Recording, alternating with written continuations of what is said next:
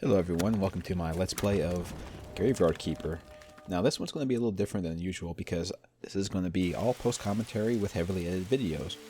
The hopes for this is to be like the more traditional Let's Plays where they were all about being a little bit silly but also very informative. And speaking of informative, this game starts out with a PSA about not paying too much attention to your phone.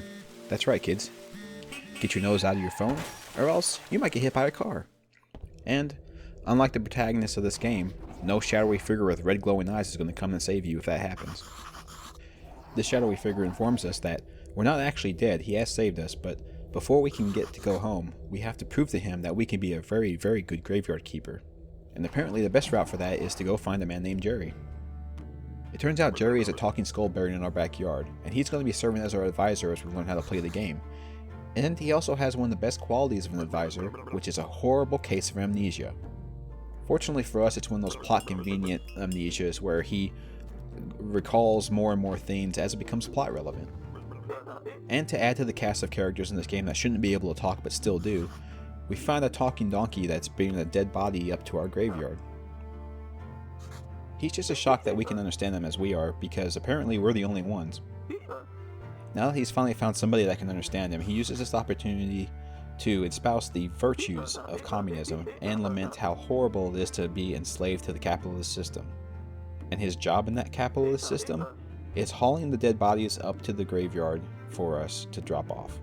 Of course, if your job was to haul dead bodies from town to the neighboring village, you probably wouldn't want to work either. Now that we have a dead body, Jerry teaches us how to harvest it for meat, and in the future other fabulous trade goods. But now that we've desecrated the dead, it's time to dispose of the evidence, and the best way to do that is in the nearby graveyard.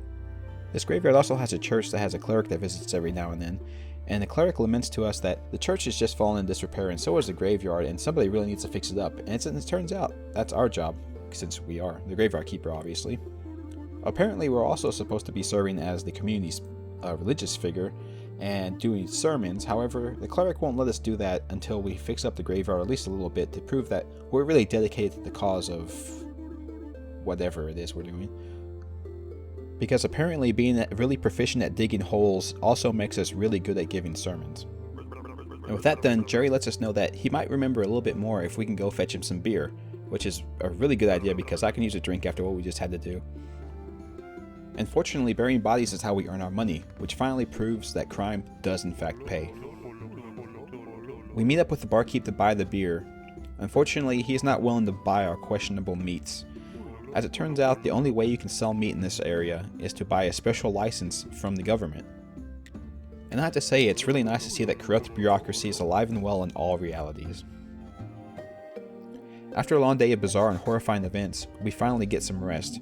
However, there is no rest for the wicked, and we're woken up by a ghost who's complaining that there is a real jerk buried in the graveyard nearby, and he wants us to get rid of him. And honestly, since this isn't the worst thing we've done in the last 24 hours, we dig up the body and chuck it in the river. After this, Jerry tells us that we probably shouldn't do every stupid thing some ghosts ask us to do, because honestly, the ghost can't actually do anything to us, so why even bother? On top of that, the river apparently leads into the nearby town and could poison somebody. But, I mean, we're already on this path to hell, so what's one more step? However, he does tempt us with the idea of cremation, and I don't know about the rest of you, but the firebug in me is really intrigued. The next day we try and give Jerry that beer that we bought, however, apparently we bought the wrong beer. You see, we bought the good quality beer, and what he actually wanted was the piss water that they dare to call beer in the tavern.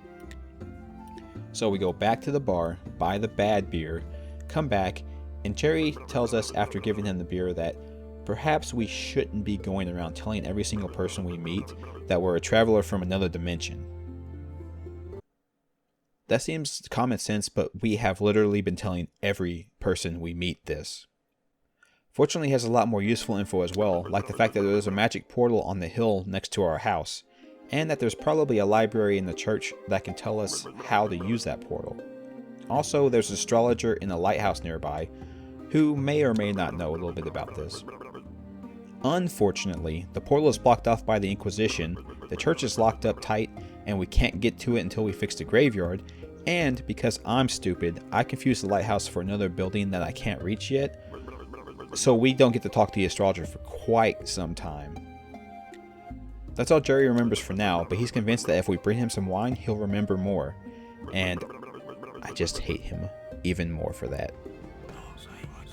That's all for this episode, but stay tuned next time when we meet the Inquisition, unlock the church, and do what's important for any of these types of games: garden.